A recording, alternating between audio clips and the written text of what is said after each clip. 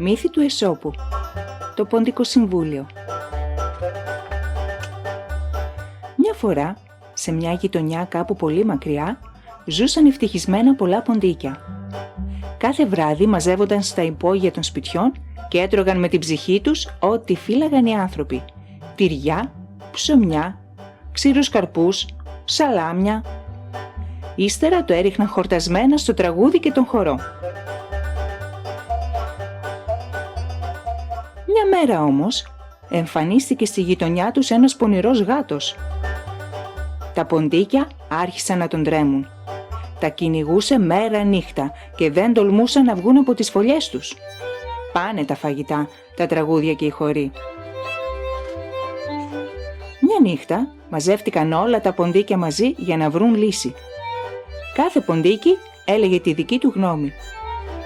Πριν προλάβουν όμως να πάρουν μια απόφαση, εμφανίστηκε ο γάτος στην είσοδο της φωλιάς όπου είχαν μαζευτεί και τα ποντίκια σκόρπισαν σε διάφορες κατευθύνσεις για να κρυφτούν. Οι μέρες περνούσαν και τα ποντίκια δεν έβρισκαν λύση. Τότε το πιο γέρικο και σοφό ποντίκι απ' όλα τους είπε να κάνουν ένα ποντικό συμβούλιο για να δουν όλα μαζί τι θα γίνει με αυτόν τον γάτο. Μαζεύτηκαν λοιπόν πάλι με πολύ προσοχή και έτσι το ποντικό συμβούλιο άρχισε. Το γέρικο ποντίκι ήταν πρόεδρος στον ποντικό συμβούλιο και κάθε τόσο χτυπούσε ένα καμπανάκι για να κάνουν ησυχία τα ποντίκια, να ακουστούν όλες οι γνώμες και να αντιμετωπίσουν έτσι το κακό που τους είχε βρει. Αφού συζητούσαν ώρες ατελείωτες, χωρίς να μπορούν να πάρουν καμία απόφαση, ξαφνικά ζήτησε να μιλήσει ένα ποντικάκι. Ο καλύτερος τρόπος, είπε, για να ξεπεράσουμε τα προβλήματα που μας δημιουργεί ο γάτος είναι να κρεμάσουμε στο λαιμό του ένα κουδουνάκι.